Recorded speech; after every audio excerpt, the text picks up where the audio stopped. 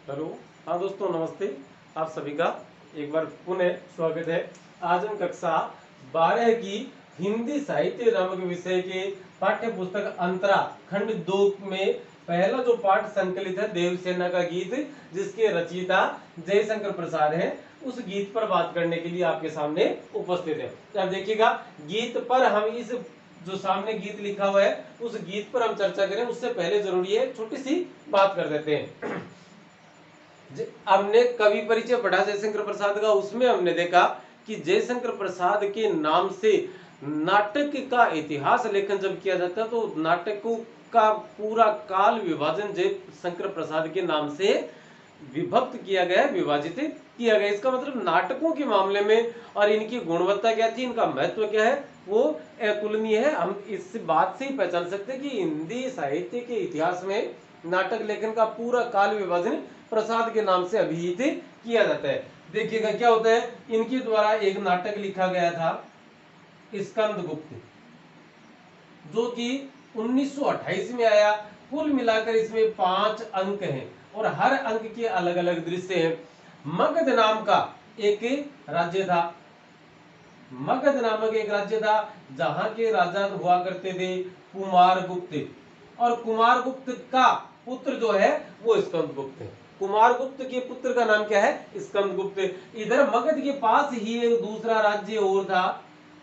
उस समय छोटे छोटे राज्य हुआ करते थे, मालवा, और मालवा का जो राजा था उसका नाम है बंधु वर्मा। इस बंधु वर्मा की एक बहन थी जिस बहन का नाम था देवसेना, और उसी देवसेना के विषय में हम यहाँ पढ़ेंगे। देवसेना क्या है, अब देखिएगा, कुमारगुप्त राजा है, स्कंदगुप्त वहां के राजकुमार है, और वो बताते हैं कि पर्सनैलिटी बहुत अच्छी थी उनकी, उनका व्यक्तित्व अच्छा था, देखने करने में सुंदर थे। तो राजकुमार स्वयं जब युवा अवस्था में पहुंचे तो एक धन कुबेर, जिसे आजकल का कॉर्पोरेट या कोई व्यवसायी कह सकते हैं, बहुत बड़े जो बिजनेसमैन है वो कहा जा सकता है। धन कुबेर से अर्थ क्या है, धन कुबेर से अर्थ आप माने कॉर्पोरेट वाले, आज का कॉर्पोरेट या कोई व्यवसायी, कोई व्यवसायी था। उस व्यवसायी की, उस धन कुबेर की लड़की थी विजया। उस विजया का रूप सौंदर्य अनुपम था, अतुलनीय था। तो स्कंदगुप्त स्वयं और विजया पर मोहित हो जाते हैं। इधर मालवा के राजा बंधु वर्मा की बहन है वो जो देवसेना, वो किस पर है, स्कंदगुप्त पर मोहित हो जाती है। तो इस प्रकार से ये प्रेम का एक त्रिकोण बन जाता है, स्कंदगुप्त है, विजया है और देवसेना है। स्कंदगुप्त इससे करते हैं और देवसेना इससे करती है। अब क्या हुआ, देवसेना ने स्कंदगुप्त को प्रपोज किया। आप ये माने कि प्रणय निवेदन या प्रेम निवेदन का या प्यार निवेदन का यदि यहाँ शब्द को इस्तेमाल होता है तो आम बोलचाल की भाषा में जिसका भरपूर प्रचुर मात्रा में हमें और इस्तेमाल करते हैं उसे कहते हैं प्रपोज। तो देवसेना ने जब स्कंदगुप्त को प्रपोज किया तो स्कंदगुप्त ने उसका प्रेम ठुकरा दिया। आप ये कहा जा सकता है फिल्मी भाषा में, स्कंदगुप्त ने कहा कि मैं तो विजया से प्रेम करता हूं। और ये बात आगे बढ़ती उससे पहले ही और हमारे इस देश पर या हम कहें कि मगध पर हूणों का आक्रमण हो गया। हूण एक कबीला या एक जाति विशेष है, और वहां के सरदार या वहां के शासकों ने भारत पर मगध पर आक्रमण कर दिया। मगध पर आक्रमण में बंधु वर्मा जो थे वो मगध की तरफ से लड़ते हैं, मगध की तरफ से, और पूरा का पूरा परिवार उसमें शहीद हो जाता है, वीर गति को प्राप्त होता है। स्कंदगुप्त बच जाते हैं, देवसेना भी बच जाती है, और सारा साम्राज्य तहस नहस हो जाता है। आप समझ सकते हैं युद्ध की विभीषिका कैसी होती होगी। तो सारा साम्राज्य तहस नहस हो जाता है। उस तहस नहस मामले को देखते हैं तो यहाँ एक व्यक्ति का नाम लेना और ज्यादा समुचित है, पर्णदत्त। पर्णदत्त जो है वो मगध राज्य के, या आप माने कि महासेनापति थे, शायद उनका महान नायक या से कुछ नाम दिया हुआ है नाटक में, तो लेकिन हम ये मान सकते हैं कि वो उनके प्रधान सेनापति थे। तो पर्णदत्त भी जीवित रह जाते। अब जब मामला वापस आता है, धीरे धीरे दुनिया समाज पटरी पर आता है, तब तक काफी देर हो चुकी होती है और देवसेना के मन में जो प्रेम भावनाएं पहले उमड़ती थी, हिलोरे रहती थी, वो प्रेम भावनाएं धीरे धीरे खत्म होने लगती है, क्योंकि यह जनता के हित में लग जाती है, जनता की सेवा के कार्य में संलग्न हो जाती है। और पर्णदत्त उनके साथ है। पर्णदत्त की कुटिया में, पर्णदत्त की झोपड़ी में ही, ये आश्रम में ये रहती है, ये दोनों, और वृद्ध अवस्था तक पहुंच जाते हैं। पर्णदत्त तो एकदम से बूढ़े हो जाते हैं, ये भी, इसकी भी उम्र, ये माने कि एक व्यक्ति के जीवन का यदि देखा जाए तो इस प्रकार से ग्राफ ऊपर चढ़ता है और एक समय आता है उसके पश्चात ये नीचे की तरफ है। तो देवसेना भी उम्र के पड़ाव से ढलान की तरफ चल पड़ी थी। इसकी उम्र भी कुछ कुछ ज्यादा हो रही थी।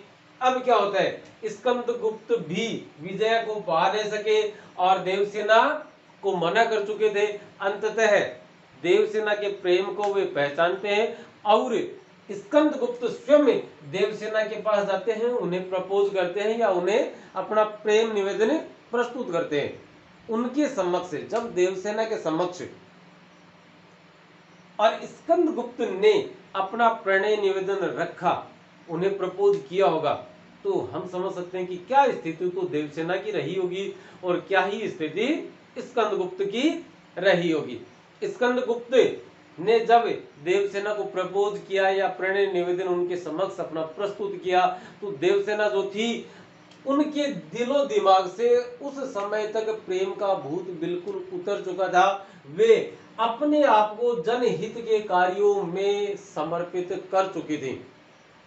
जब देवसेना को स्कंदगुप्त के द्वारा पुनः प्रपोज किया गया, प्रणय निवेदन उनके समक्ष रखा गया, तो देवसेना रोंगटे खड़े हो जाते हैं और उन्हें वो सब पुरानी बातें एक बार पुनः स्मरण हो आती है।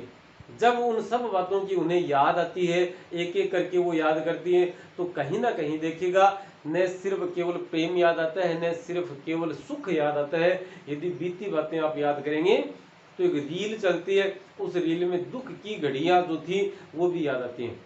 देवसेना को वो दृश्य भी याद आता है जब पूरा का पूरा परिवार इनका वीरगति को प्राप्त होता है। इसके देवसेना के साथ परिवार से कहने वाला एक भी परिजन शेष नहीं रहता है। हालांकि भले ये नाटक हो, लेकिन ये नाटक में भी कहीं ना कहीं सत्य है। प्रसाद ऐतिहासिक पात्रों से और अपने नाटक बनाया करते थे।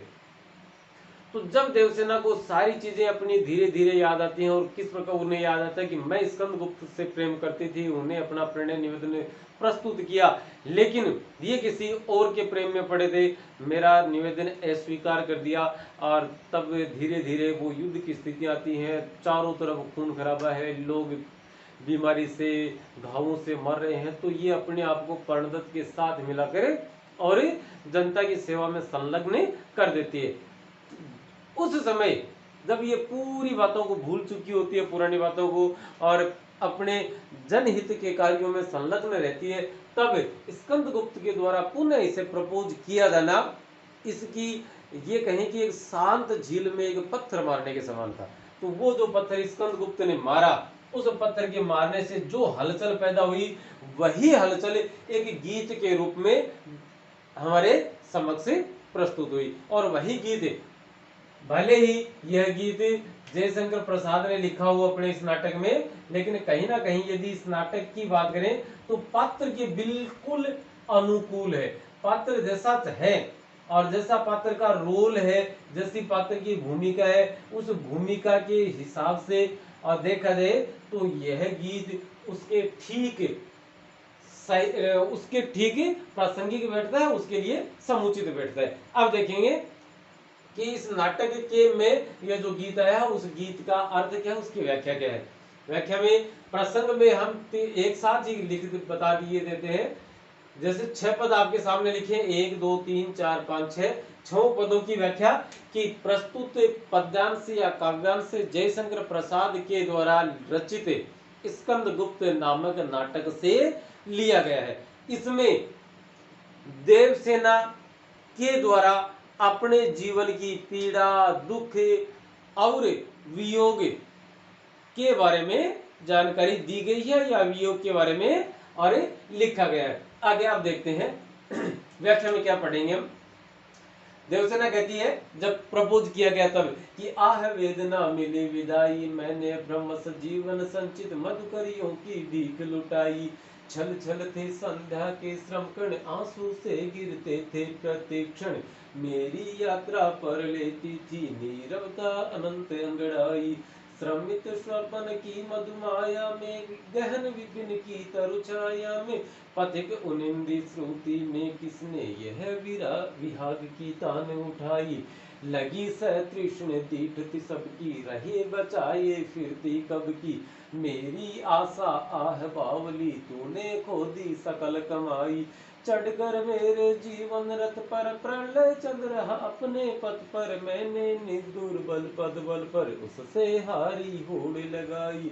लौटा लो यह अपनी थाती, मेरी करुणा हा हा खाती, विश्व न संभलेगी यह मुझसे, इससे मन की लाज गंवाई। कि मैंने स्कंदगुप्त को प्रपोज करके दुनिया के सामने अपनी लाज गंवा दी। पहले इसकी देखते हैं शब्दार्थ। वेदना का अर्थ होता है पीड़ा, मधुकरी का अर्थ होता है भीख या भिक्षा, श्रम कण का अर्थ है पसीने की बूंद, नीरवता का अर्थ है खामोशी, चुप्पी या अकेलापन, श्रमित का अर्थ होता है थका हुआ, श्रुति का अर्थ है सुनना, विहाग एक ऐसी राग जो आधी रात के समय गाई जाती है, सतृष्णि तृष्णा सहित मतलब कहीं ना कहीं काम वासना की भावना, दीठ का अर्थ होता है दृष्टि या नजर। अब देखिए एक बात और करते हैं, आप के समक्ष लिखा हुआ है स्कंदगुप्त नामक नाटक की रचना कब होती है? 1928 में। मोटे तौर पर देखा जाए तो 1920 से लेकर 1936 ईस्वी तक का जो समय है, जो काल है, उसे हिंदी साहित्य में छायावाद के नाम से हम जानते हैं। और छायावाद एक ऐसा निराला अनुपम काल है, ऐसे काव्य की उस दरमियान रचनाएं की गई थी।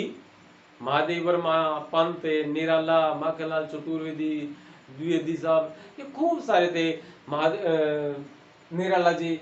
अब देखिएगा इनके द्वारा जो रचनाएं की जाती हैं या की गई या छायावाद की जो रचनाएं हैं, उन रचनाओं की सबसे प्रमुख विशेषता यह है कि जो हमें दिखाई देता है सीधा सीधा शब्दार्थ से उसका अभिधा अर्थ हम नहीं निकाल सकते। अभिधा अर्थ यदि अपन अभिधेय ग्रहण करेंगे तो कवि के द्वारा दिए जाने वाले संदेश तक, उस मर्म तक हमें पहुंच नहीं पाएंगे। तो कहीं कहीं हमें उन शब्दों के प्रयोग, जिन शब्दों का प्रयोग यहाँ किया गया है, उन शब्दों के माध्यम से और उस बात तक जाना है जहां कवि अपनी बात कहना चाहता, जो मर्म वह है और दुनिया के सामने रखना चाहता, जो संदेश देना चाहता है।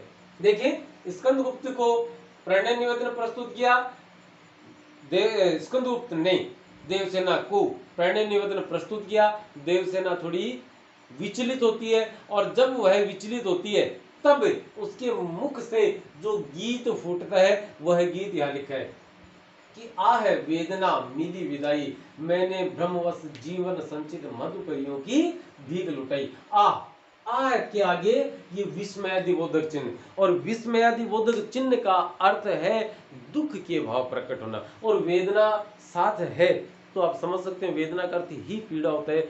जहां पीड़ा है वहां सुख की अनुभूति तो हो ही नहीं सकती, दुख तो अवश्य भावी है। तो ये कहती है कि आह मेरे जीवन में जितनी वेदनाएं थी, जितनी पीड़ाएं थी, उन सब को मैं विदा कर चुकी थी, मैं विदाई दे चुकी थी। मैंने भ्रमवश जीवन संचित, कि मैंने भ्रम के मारे या भ्रम के चलते, भ्रम की स्थिति के चलते अपने जीवन में बहुत कुछ संचित कर लिया था। और संचित क्या था? वो स्कंदगुप्त का प्रेम। मैंने ब्रह्मवश जीवन संचित मधुकरियों की भीख लुटाई, कि मैंने अपने जीवन में भ्रम के कारण से जो कुछ संचित कर दिया था। अब संचित का अर्थ होता है एकत्र करना। वो जो एकत्र किया वो कोई धन आदि नहीं था, वो क्या था? वो स्कंदगुप्त का प्रेम था, कि मैंने जो प्रेम स्कंदगुप्त का प्रेम उस वो भिक्षा के रूप में मैं भीख मांगती थी स्कंदगुप्त से इस बारे में, या जिस भी इष्ट को मैं मानती उससे भीख इस बात की मांगती थी कि स्कंदगुप्त मेरा हो जाए। और वो भीख जो मैंने धीरे धीरे अपने जीवन में एकत्र कर रखी थी, वो सारी की सारी भीख मैंने भिक्षा की तरह से लुटा दी। जैसे आपसे 1 रुपया छीन कर कोई ले गया, बड़ा दुख होता है। 1 रुपया कहीं मिट्टी में गिर गया और नहीं मिला तो बड़ा दुख होता है कि यार 1 रुपया गायब हो गया। आप बैठे बैठे यार दोस्तों के साथ 1000 रुपए खर्च कर दे तो उससे वो दुखी नहीं होते, दुख नहीं देते। तो उसी प्रकार से यदि कोई भिक्षुक, कोई भिखारी आपके द्वार पर आया और आपने उसे 100 रुपए, 10 रुपए, 50 रुपए, जितनी भी जो भी कुछ राशि दी, जो कपड़े लेते दिए, जो सामग्री दी, आपको कतई मलाल नहीं होता उस बात का। तो ये कहते हैं कि जो मैंने अपने प्रेम रूपी जो सामग्री, जो भिक्षा एकत्र की थी, वह मैंने किसके रूप में लुटा दी? वह भी मैंने भिक्षा के रूप में, भीख के रूप में लुटा दी है। छल छल थे संध्या के श्रमकण, आंसू से गिरते थे प्रतिक्षण, मेरी यात्रा पर देती थी नीरवता अनंत अंगड़ाई। देखिए क्या कहते हैं कवि देवसेना, क्या कहती है? देवसेना कहती है कि छल छल थे संध्या के श्रमकण, संध्या के श्रमकण, श्रमकण का अर्थ होता है पसीने की बूंद, पसीने की बूंद। अब संध्या, संध्या किसे मानेंगे? संध्या जैसे शाम का समय होता है और शाम धीरे धीरे धीरे धीरे पूरे वातावरण पर, पूरे परिवेश पर जिस प्रकार से उतरती हुए में महसूस होती है, दिखाई देती है कि धीरे धीरे प्रकाश कम होता जा रहा है और अंधेरा ज्यादा गहराता जा रहा है, उसी प्रकार से संध्या का दूसरा अर्थ यहाँ, वो संध्या हम जो प्राकृतिक संध्या वो अर्थ ग्रहण नहीं करके हम करेंगे देवसेना के जीवन की रूपी संध्या, कि उसके जीवन का जो अंतिम पड़ाव या जीवन का जो अंतिम हिस्सा आ रहा था और उससे क्या हुआ? छल छल थे संध्या के श्रमकण, आंसू से गिरते थे प्रतिक्षण। तो संध्या के समय तक जिस प्रकार से कोई मनुष्य खेत में कहीं भी काम करते हुए थक जाता है और उसके चेहरे पर छलछला आते हैं, क्या? पसीने की बूंदें छलछला आती है, सॉरी छलछला आती है या दिखाई देने लगती है पसीने की बूंदें, लेकिन वो उसी प्रकार से मेरी आंखों से भी प्रतिक्षण, उसी प्रकार से मेरी आंखों से भी प्रतिक्षण इस संध्या समय के होने तक, कि उम्र के इस पड़ाव तक पहुंचने तक की मेरी जो यात्रा है, उस यात्रा में मेरी आंखों से निरंतर, प्रतिक्षण का अर्थ है निरंतर, लगातार, मेरी आंखों से भी लगातार आंसू गिरते रहे हैं। मेरी यात्रा पर लेती थी नीरवता अनंत अंगड़ाई, कि मेरी जो ये जीवन यात्रा है, इस मेरी यात्रा का अर्थ है जीवन यात्रा, कि मेरी यह जो जीवन यात्रा है, इस जीवन यात्रा पर भी जो अंगड़ाई लेती थी, या इस जीवन यात्रा में जो कुछ था वो है क्या था? वह अनंत, अनंत का अर्थ होता है जिसका कोई अंत न हो, और नीरवता का अर्थ है खामोशी, अकेलापन, कि मेरी जो, मेरा जो अकेलापन था, मेरा जो एकाकीपन था, अकेला होना, वो एकांत ही मेरे जीवन की अंगड़ाई बन गया, मेरा स्थायी हिस्सा बन जाता है। आगे कहती है कि श्रमित स्वप्न की मधुमाया में, गहन विपिन की तरु छाया में, पथिक उनिंदी श्रुति में किसने यह विराग की तान उठाई। जैसे इसका पहला अर्थ देखिए एक सामान्य शब्दों की तरह से, श्रमित स्वप्न की मधुमाया में, श्रमित का अर्थ होता है थका हुआ। कोई मनुष्य है, कोई यात्री है, वो पूर्ण रूप से थका हुआ है, अब वो सपना देख रहा है, किसका? उसे सपने की एक चाहत जगी है कि वो आराम करे। गहन विपिन, विपिन का अर्थ होता है वन, जंगल, कि वो एक घने जंगल के किसी तरु, तरु का अर्थ है पेड़, किसी घने जंगल के घने पेड़ की छाया तले क्या करे? विश्राम करे। लेकिन उस विश्राम करते करते ही और क्या होता है? पथिक उनिंदी, पथिक उनिंदा था, आधी नींद ही उसे आई थी, पूर्णतः नींद उसे आ नहीं पाई थी, फिर भी उसने सुना, कानों में उसने उसे सुनाई दिया, कानों में किसने? उसके यह विहाग की तान उठाई। कि अर्धरात्रि में गाया जाने वाला जो राग है, वो राग उस थके हुए यात्री जो नींद लेने का प्रयास ही कर रहा था, उस प्रयास के दरमियान ही वह राग किसने गा दी? अर्थात अब देखिए हमें देवसेना के हिसाब से कि श्रमित स्वप्न की मधुमाया में, गहन विपिन की तरु छाया में, कि मैं थक हार चुकी थी अपने जीवन से और एक सपना देखा था कि मैं अलग अपना काम करूं, गहन विपिन की तरु छाया में, और बाकी सब चीजों को छोड़ छाड़ के मैं पर्ण दत्त के आश्रय में और लोगों की सेवा का कार्य कर रही थी। लेकिन पथिक उनिंदी श्रुति में किसने, लेकिन मैं पथिक थी और मैं पूर्ण रूप से उस कार्य में संलग्न हुई ही नहीं थी कि मेरे कानों में, श्रुति का अर्थ होता है सुनना या कान, मेरे कानों में यह विहाग की तान उठाई किसने, कि मेरे कानों में मैं पूर्ण रूप से उस चीज से अलग होकर नई चीज से जुड़ ही नहीं पाई थी कि मेरे कान में फिर से यह आधी रात को गाया जाने वाला राग किसने छेड़ा है, यह तान किसने उठाई है। तो ये तो बड़ा गलत हुआ, यह तान उठाकर उसने मेरा जो जीवन था या जो मेरी जो यात्रा थी उस यात्रा में फिर से व्यवधान डालने का प्रयत्न किया है। आगे कहती है कि लगी सतृष्ण दीक्षति सबकी रही बचाए फिरती कब की मेरी आशा आह बावली तूने खुदी सकल कमाई। कवि जयशंकर प्रसाद के माध्यम से देवसेना कहती है कि देवसेना के माध्यम से जयशंकर प्रसाद हमें कहते हैं कि लगी सतृष्ण दीठ थी सबकी, दीठ का अर्थ होता है नजर, और सतृष्ण मतलब तृष्णा सहित, ऐसी नजर जिसमें तृष्णा हो, किसी को पाने की लालसा हो, कामना हो, चाहत हो, वासना हो, कामना हो, कि सतृष्ण दीठ नजर मुझ पर सबकी थी। देवसेना कहती है कि जब मैं अपनी जवानी में थी, युवावस्था में थी, यौवनावस्था में थी, तब लोगों को मुझे पाने की चाहत रहती थी, मुझे प्राप्त करने के लिए, मेरे शरीर, मेरे शारीरिक सुख प्राप्त करने के लिए लोग तृष्णा पाले बैठे रहते थे, लेकिन मैं रही बचाई फिरती कब की, लेकिन मैंने उन सब से अपने आप को बचाकर रखा। किस लिए बचाकर रखा, कि मुझे ये उम्मीद थी कि स्कंदगुप्त मुझे मिलेगा, मेरी जो आशा थी उस आशा के लिए, मेरी आशा आह बावली, लेकिन हाय रे मेरी किस्मत, ये जो मेरी आशा थी, ये जो मेरी उम्मीद थी, वह भी बावली निकली मेरी तरह, वह भी मेरी तरह बावली, बावली का तो वैसे कहते हैं पागल को, कि वह आशा जो थी वह भी, हाय मेरी आशा भी पागल निकली, तूने खुदी सकल कमाई। और हे मेरी बावली आशा, तूने मेरी उम्मीद, मेरे सपने, मेरे जज्बात, तुमने सारी सकल कमाई खो दी। किसके कारण से, स्कंदगुप्त ने प्रेम निवेदन स्वीकार नहीं किया, और जो आशा उसने पाल रखी थी वो आशा सारी की सारी धूल में मिल गई, धूमिल हो जाती है।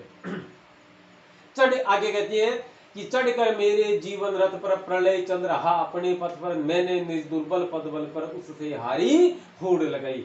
देवसेना कहती है कि चढ़कर मेरे जीवन रथ पर, कि मेरे जीवन रूपी रथ पर चढ़कर, यह जो प्रलय, प्रलय का मतलब होता है वैसे बर्बादी, कि जो प्रलय है वह मेरे अपने पथ पर चल रही थी, कि मैं जहां जहां जाती थी यह प्रलय भी मेरे पीछे पीछे वहां वहां आ जाती थी।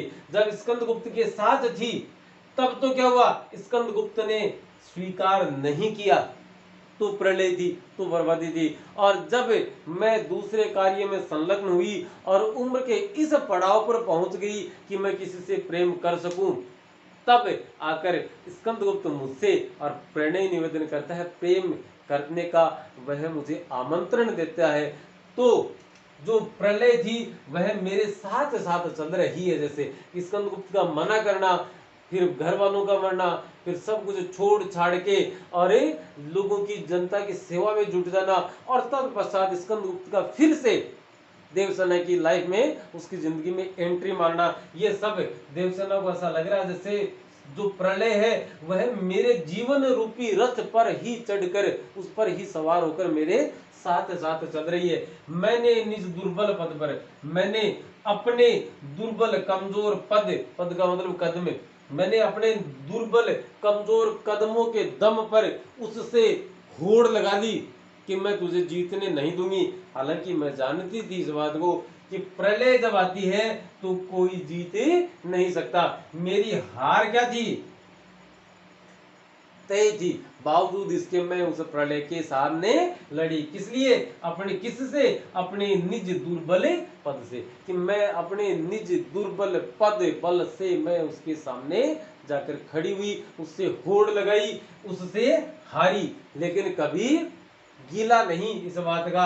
लेकिन जो प्रलय है वह मेरे जीवन रूपी रथ पर, या जीवन को रथ कहा गया कि वो उसके ऊपर जैसे कोई चीज किसी पर सवार होकर जाती है, उसी प्रकार से।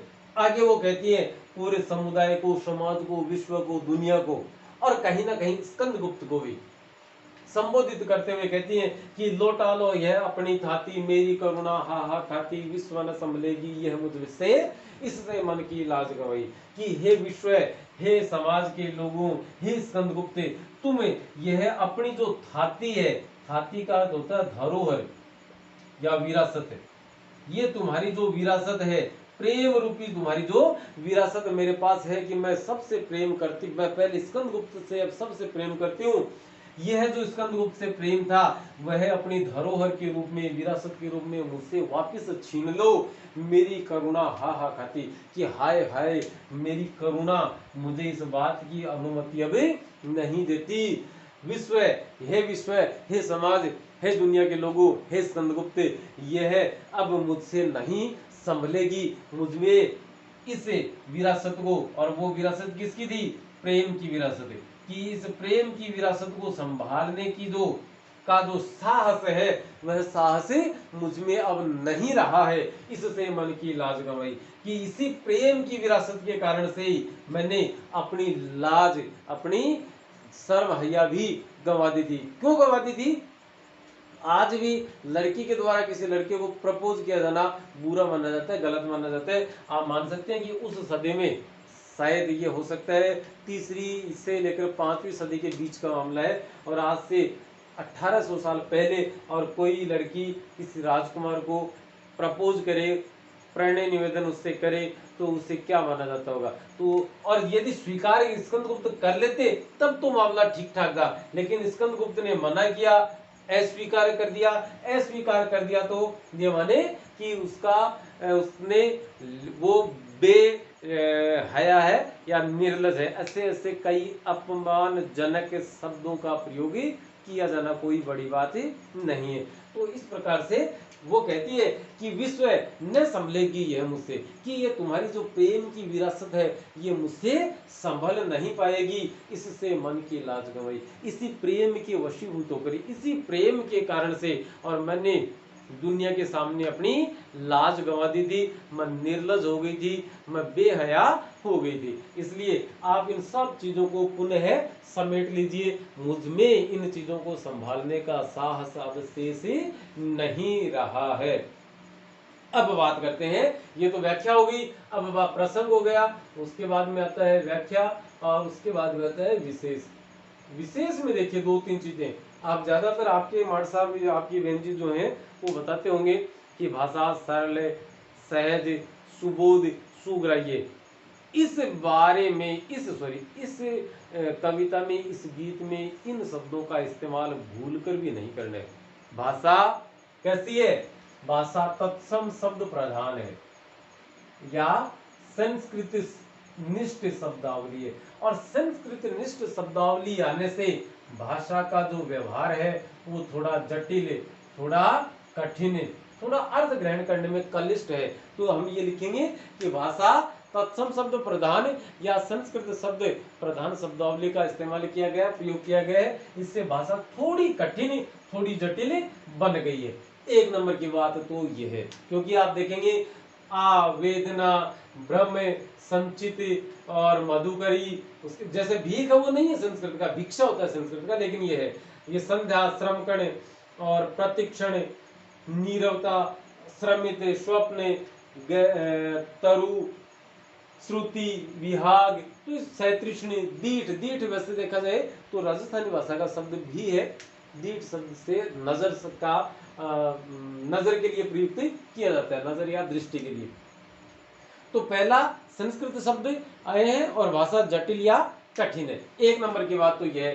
दूसरी आप लिखेंगे इसमें वियोग श्रृंगार रस आया है, नीचे लिख देते हैं, इसमें कौन सा रस आया है?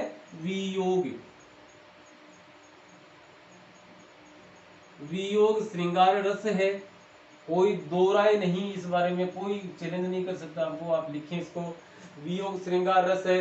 इसके साथ ही साथ देखिए एक ये जो जीवन रथ है, इस जीवन रथ में जीवन रूपी रथ है, और जीवन रूपी रथ होने की वजह से क्या हो जाएगा, रूपक अलंकार की प्राप्ति होती है।